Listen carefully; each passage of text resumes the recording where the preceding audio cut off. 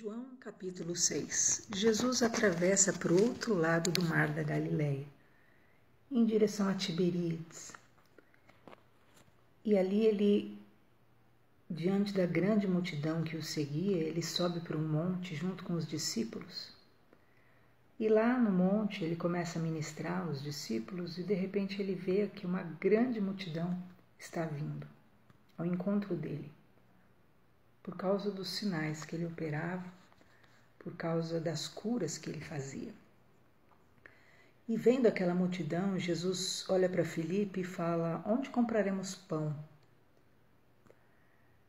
para esses comerem? E ele disse isso para experimentar realmente os discípulos, para ver como era o coração deles, como estava o coração deles. E Filipe responde: olha, 200 dinheiro não daria conta, é muita gente, olha essa multidão, não daria para matar a fome desse povo. Mas André, ele apresenta uma saída, né? Olha a saída, né? É uma saída pequena, parece nula, né, aos nossos olhos, mas na verdade você vê como Jesus, ele trabalha com aquilo que é à nossa disposição, né? Tanto que diz que Jesus perguntou o que perguntou para provar o coração deles. Um encontrou dificuldade e o outro apresentou uma solução aparentemente inviável, né? Porque André diz assim: olha, tem aqui um jovem que tem 5 pães e 2 peixes. Isso era a solução para alimentar uma multidão, queridos, mais de 10.000 pessoas? Não era uma solução. Mas ele não disse não, né, para Jesus. Ele não disse não para a intenção de Jesus. E ele se dispôs com o que ele tinha. E isso é muito interessante, porque Deus, ele quer ver essa disposição no coração, né? Quem quer arruma um jeito, né? Quem não quer arruma desculpa. Então Filipe tinha toda a razão na argumentação dele, né? Como nem que nós tivéssemos muito dinheiro, nós não daríamos conta de alimentar. Mas André, ele ali põe à disposição algo que ele vê diante dos seus olhos, nem era dele. Ele diz: olha, tem aqui um rapaz, né? Então a primeira coisa que ele vê diante dos olhos dele como uma solução, ele propõe para Jesus. E Jesus aceita aquela proposta, porque ele quer realmente, simplesmente que nós participemos do mesmo interesse dele. Qual era o interesse dele naquele momento? Realmente era agir com misericórdia, com caridade, né? Era alimentar aquele povo que estava ali faminto. E então Jesus falou: manda todo mundo sentar e vamos entregar então esse pão. E ali assentaram-se os homens, 5.000 homens, fora as mulheres, crianças, e Jesus deu graças pelo pão e deu graças pelo peixe e deu aos discípulos para que eles distribuíssem para todos o que estavam ali. E quando todos tinham recebido e tinham sido alimentados, Jesus disse para recolherem os pedaços que sobejaram, para que não houvesse perda, prejuízo de nada. E eles recolheram 12 cestos de pedaços dos 5 pães de cevada, que sobejaram, embora tinham se alimentado de tudo aquilo. É interessante esse sentimento de Jesus. E ele é o bom pastor, né? Jesus Cristo, quando ele se dispõe, ele se volta para essa ação social, ele prova os seus discípulos para ver quais teriam aquele mesmo coração, né? E muitas vezes é comum você ver o quê? Dificuldade, né? Sempre há o quê? Uma situação de você só ver a oposição e a dificuldade e você realmente não investir, não insistir numa obra social, né? Hoje, no mundo atual, o que há, perceba, queridos, a relva era muito alta, havia muita relva, quer dizer, havia muito mato, né? Havia ali, realmente, eles estavam no meio do mato. e não havia nem simplesmente uma cabana sobre eles, uma tenda, né? E você vê que aonde há a disposição de buscar a Jesus, Jesus se manifesta no meio deles. Hoje, a nossa geração, qual é a nossa geração? Né? A nossa geração quer comodidade, né? Nós queremos templos adequados e nós queremos ver no plano físico e queremos ver numa igreja física o recurso ser empregado. Só que, na verdade, diante de Deus, Deus nunca pediu isso. Deus nunca cobrou isso. E Deus nunca pedirá isso aos seus servos.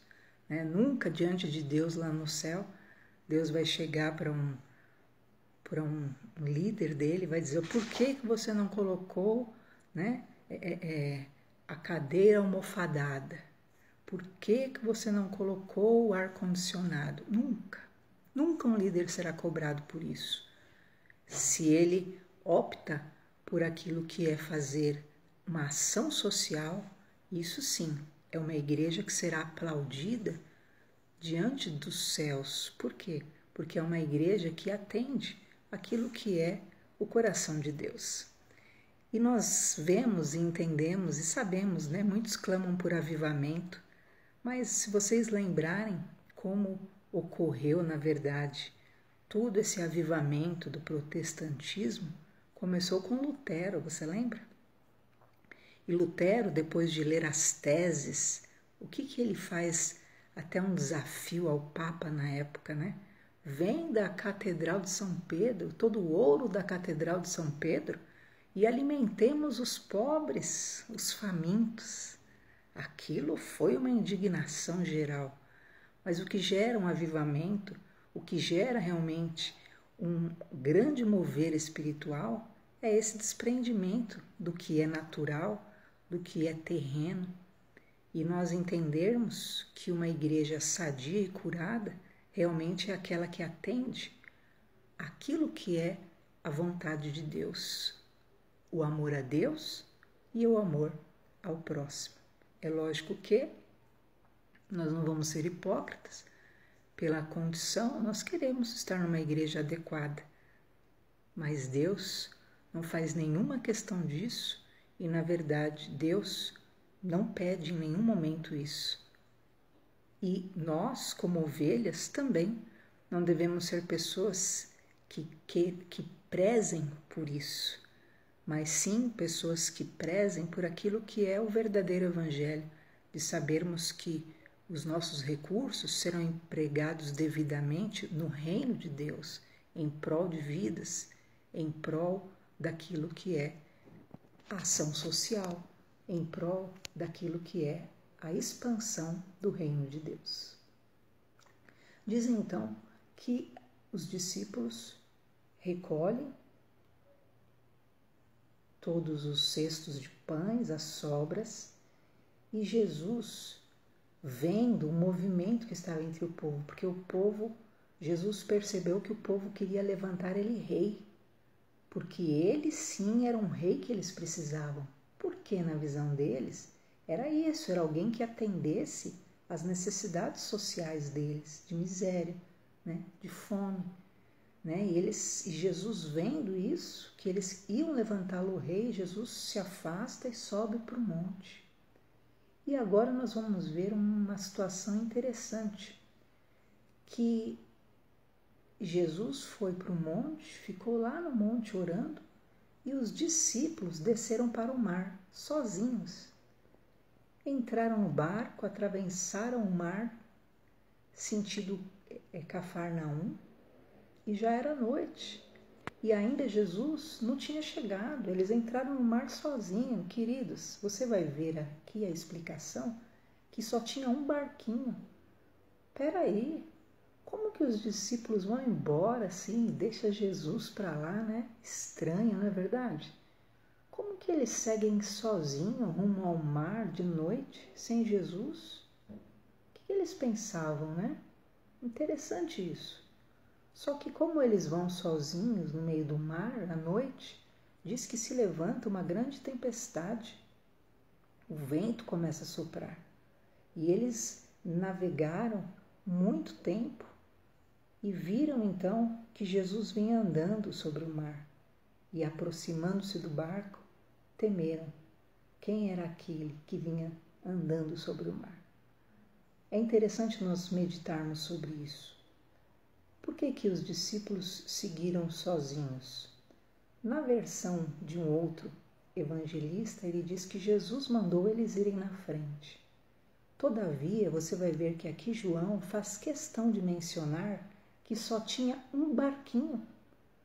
Você pode conferir na sua casa que está escrito no versículo 22. A multidão sabia que existia só um barquinho e que então os discípulos tinham ido, mas eles não viram Jesus entrando no barquinho. Logo, se só havia um barquinho, como os discípulos deixaram Jesus para trás? E nós precisamos ter realmente esse sentimento no coração, de não querer enfrentar, o mundo, enfrentar a vida, deixando Jesus para trás. Por quê? Porque quando você deixa Jesus para trás, é inevitável. O quê? Tempestades, é inevitável.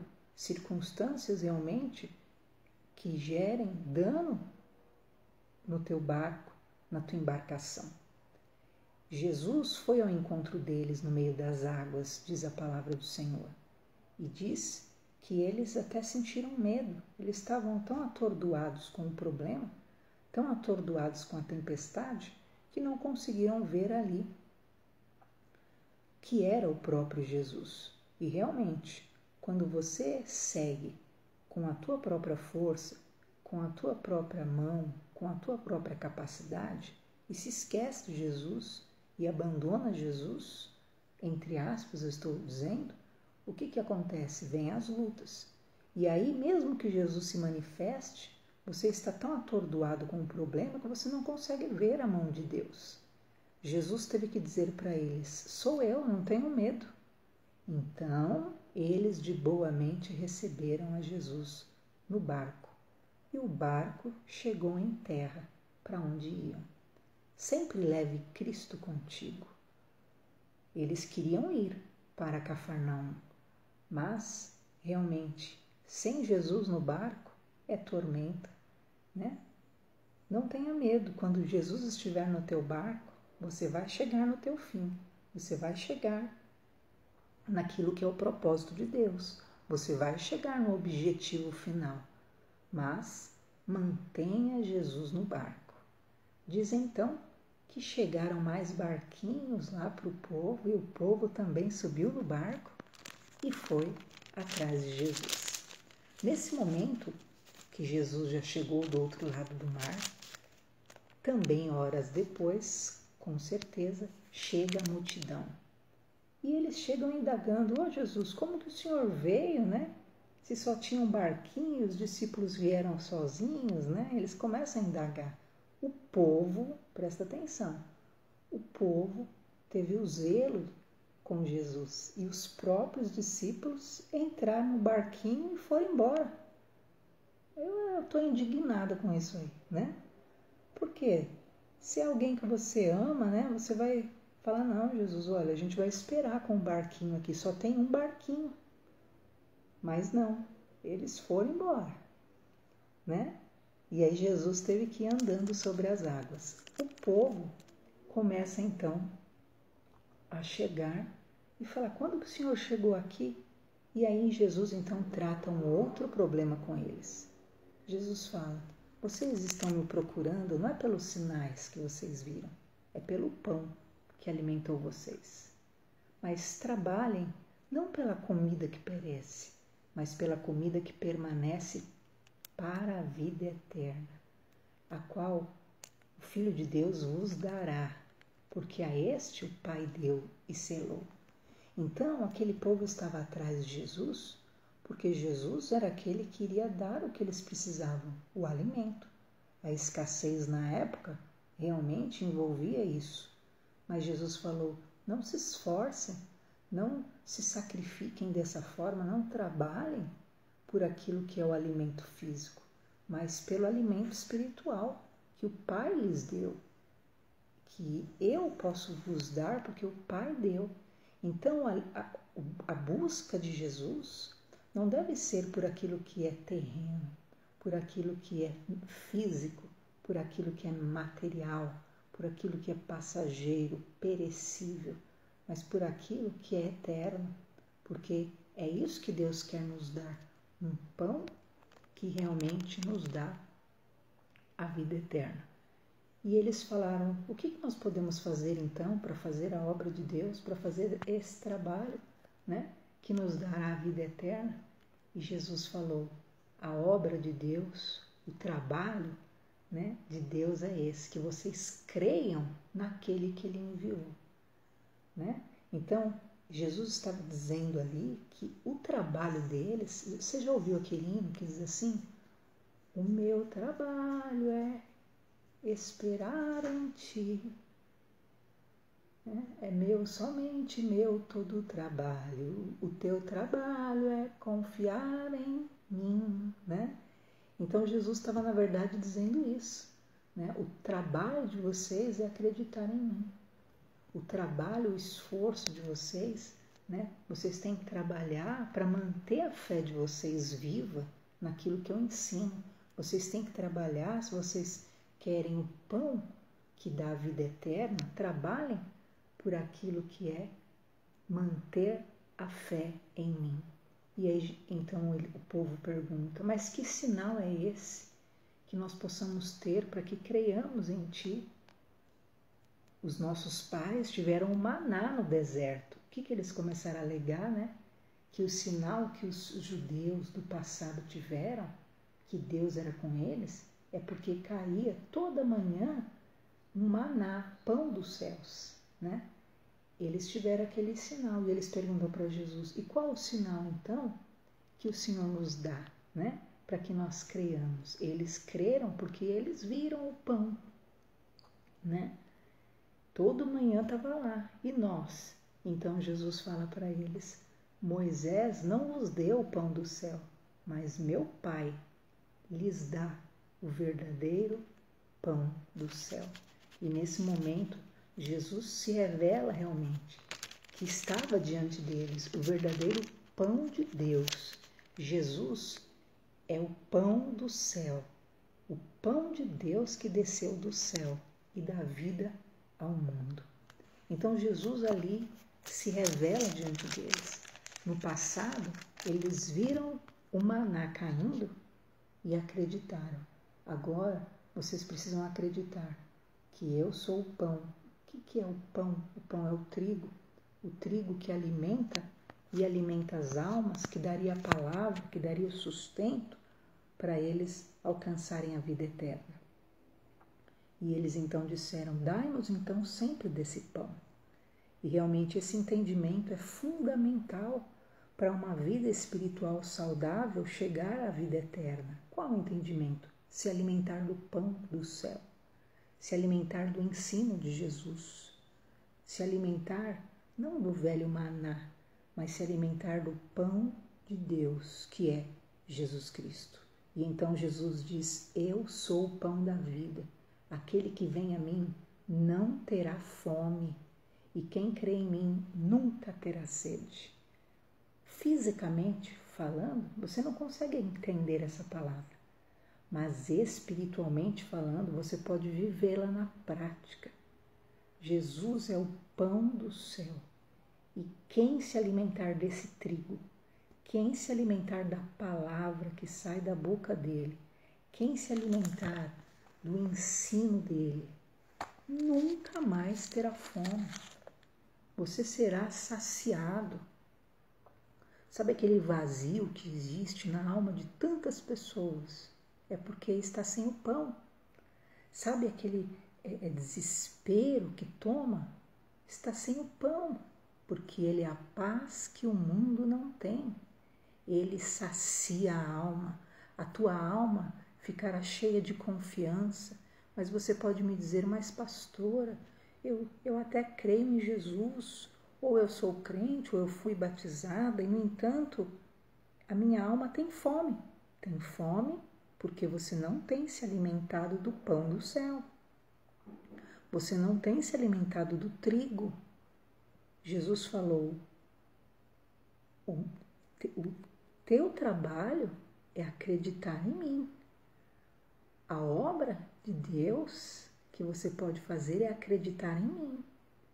Então, se você não alimentar a tua alma vai definhando, vai ressecando, né? Então, há muitas pessoas, até com o nome de cristãs, mas vivem sem esperança, estão sem perspectiva de vida, estão sem ânimo, estão desencorajadas, pensam na morte como uma solução. Por quê?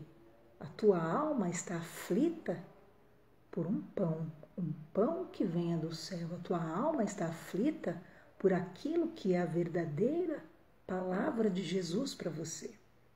E a palavra de Jesus para você é uma palavra de vida. A palavra de Jesus para você é uma palavra de fé. A palavra de Jesus para você é uma palavra que te levanta e te faz prosseguir. Porque a partir do momento que Deus quisesse o teu fim, Ele só fazia assim, ó, tirava o ar da tua alma, você morria na hora. Deus não quer o teu fim. E então Jesus diz, eu já disse, mas vocês estão vendo, mas vocês não creem, né? Quer dizer, eles estavam olhando para o pão de Deus, a palavra de Deus. Jesus é o verbo, lembra lá de João 1? Ele é o pão que alimenta, mas eles estavam vendo, mas não criam. O povo lá no deserto viu o maná de Moisés e creu em Deus, mas eles estavam vendo o verdadeiro pão do céu e não estavam crendo. E então Jesus fala, todo que o Pai me dá virá a mim, e o que vem a mim, de maneira nenhuma o lançarei fora. Essa palavra é maravilhosa, não é verdade? Todo que vai a Jesus, todo que chega à consciência de que Jesus é o pão para a sua vida, que precisa ser saciado, que precisa da misericórdia dele, que precisa do favor dele, é porque Deus iluminou a este, para que chegue a Deus e a Jesus. Todo que o meu Pai me dá, virá a mim. E o que vem a mim, de maneira nenhuma eu lanço fora. Então, se você tem no seu coração o desejo, o entendimento de que Jesus é o pão, você tem essa condição, então, querido, é porque Deus te revelou isso. Deus te deu para Jesus. Deus te entregou para que você seja um servo de Deus alimentado pelo Senhor Jesus. E Ele nunca, de maneira nenhuma, vai lançar fora quem chamar o nome dEle, porque aquele que invocar o nome do Senhor será salvo. Então, se aproxime do pão de Deus. Invoque agora. Vá até Jesus. Busque a Jesus nesse momento. Se alimente do pão. Ouça a palavra de Deus. E Jesus diz, eu desci do céu não para fazer a minha vontade, mas a vontade daquele que me enviou. E a vontade do meu Pai é essa, que nenhum de todos aqueles que Ele me deu se perca, mas que eu os ressuscite no último dia. Que maravilha, né? A vontade de Deus, do Pai, é essa, que Jesus não perca nenhum que vai até Ele. Nenhum que um dia levantou a mão para Jesus, nenhum que um dia creu em Jesus. A vontade do Pai é que nenhum se perca. E você não pode se perder, mas você tem que acreditar e se manter nele, porque de maneira nenhuma ele te lançará fora. Mas você deve invocá-lo, você deve realmente crer nele, porque a tua fé é que te manterá na presença do Senhor. O justo viverá pela fé, mas se ele recuar, a minha alma, diz o Senhor, não tem prazer nele. Se você perde a fé, você não consegue prosseguir. E então, Jesus continua dizendo, todo aquele que vê o Filho e crê no Filho, terá a vida eterna, e eu o ressuscitarei no último dia. Então Jesus está explicando para aquele povo que ele era o pão e que todo aquele que estava vendo ele e cresce nele teria vida eterna. E no último dia, qual é esse último dia? É o dia do juízo final, né? É o dia da grande prestação de contas de todo ser humano.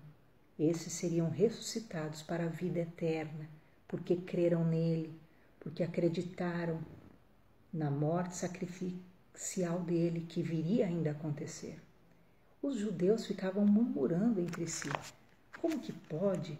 Ele não é o filho de José? Como que ele pode ser o pão do céu? E Jesus falou: não murmurem entre vós. Ninguém pode vir a mim se o Pai não o trouxer. E a este eu ressuscitarei no último dia. É muito forte isso, né, queridos? Porque, na verdade, uma pessoa, se não for por iluminação do Senhor Jesus, ela não consegue chegar a Ele. Se não for, por isso é importantíssimo que você ore pelos seus familiares, que você clame pela salvação deles, para que Jesus ilumine a mente deles e eles possam chegar a Jesus, porque ninguém pode vir a Jesus se o Pai não o trouxer. Por isso que diz a Bíblia que o pecado contra o Espírito Santo não há o que? Perdão. Por quê? Porque é o Espírito Santo que convence o homem do pecado, do juízo e da justiça. Então, se o Espírito Santo não convencer a pessoa, ela não consegue vir, ela não consegue, a mente dela não abre e automaticamente ela não alcança a redenção da sua alma.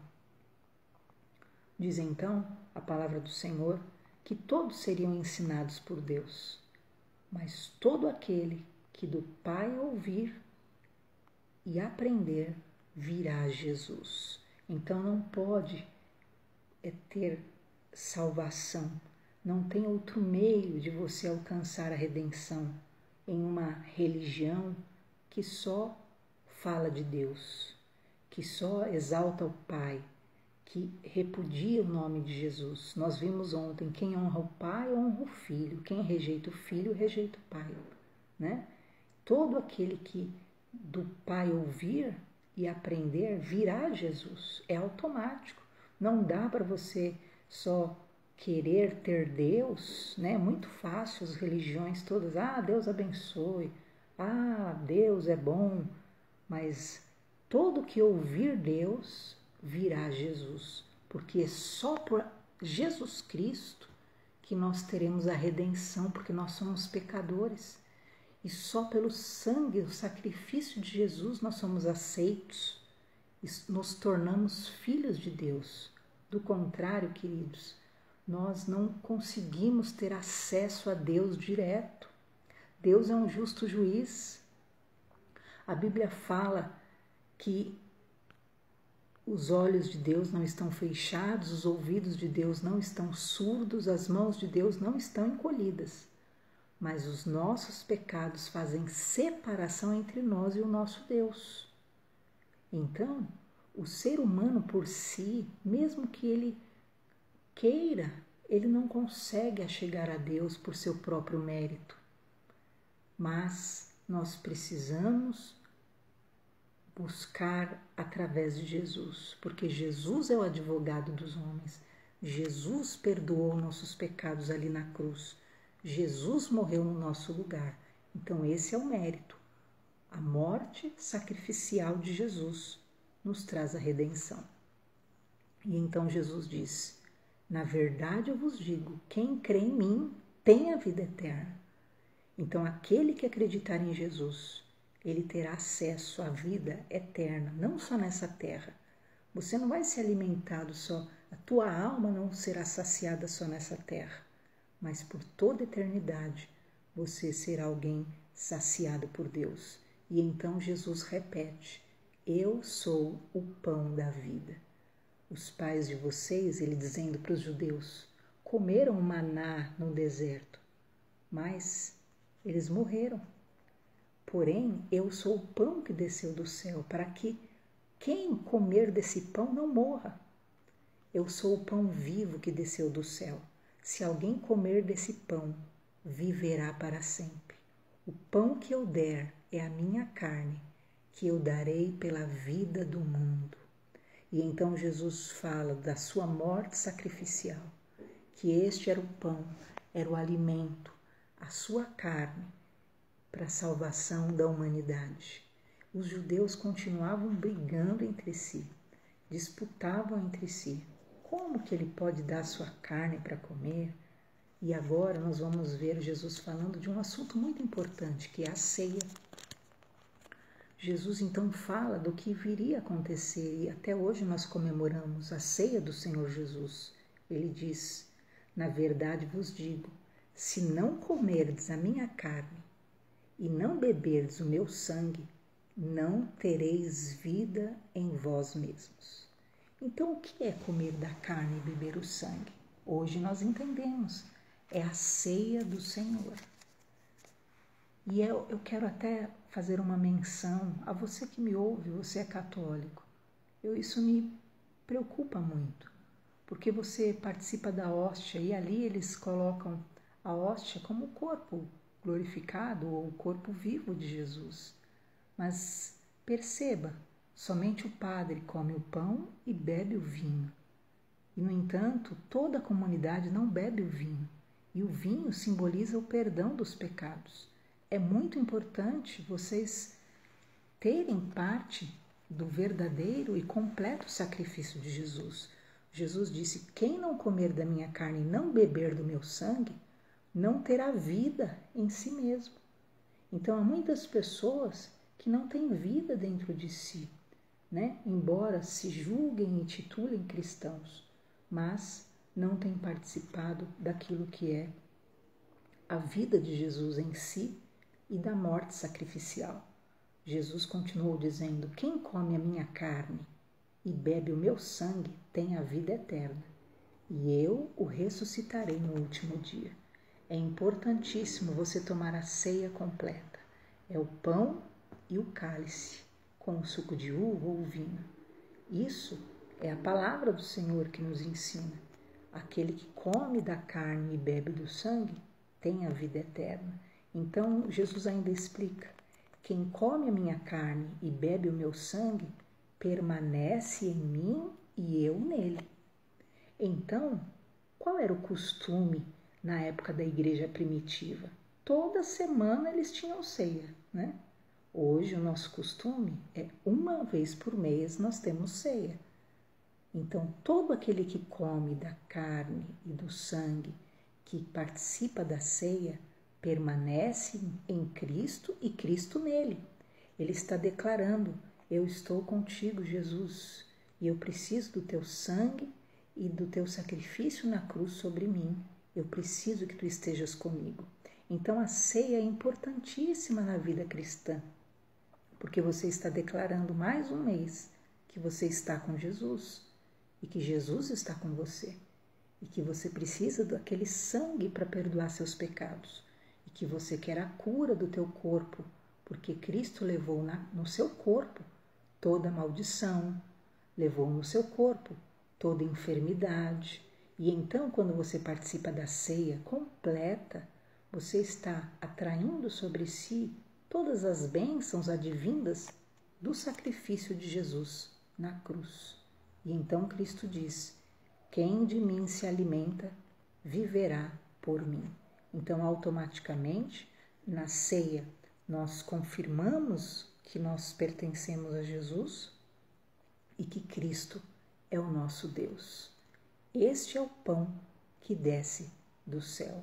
Não é o caso do pão que comeram do maná e morreram, mas quem comer desse pão, quem comer desse trigo que é a palavra, quem se alimentar daquilo que é a morte sacrificial de Jesus, crendo na ceia, né? Se alimentando da ceia, crendo em Jesus de coração, o que diz a palavra? Viverá para sempre. Nesse momento, queridos, hoje é fácil nós dizermos, né? Vamos comer da carne e beber do sangue. Mas imagina Jesus falando isso para judeus na época. Todo mundo ficou escandalizado. os próprios discípulos começaram a dizer: que discurso é esse duro de ouvir? E diz que Jesus falou para eles: ué, vocês estão escandalizados? E diz então que eles começaram a se afastar de Jesus. Muitos discípulos. Sabe o que acontece? Às vezes Jesus fala alguma coisa, você não entende agora, mas depois você vai entender. Quando Jesus estava dizendo ali: olha, vocês vão comer da minha carne e beber do meu sangue, para vocês permanecerem em mim e eu permanecer em vós. Eles estavam pensando que Jesus ia dar a carne deles, né? Ia dar um pedaço da carne para eles comerem. Eles ficaram escandalizados, eles não entenderam. E às vezes Deus te fala alguma coisa, você não entende, você já vira as costas para Deus.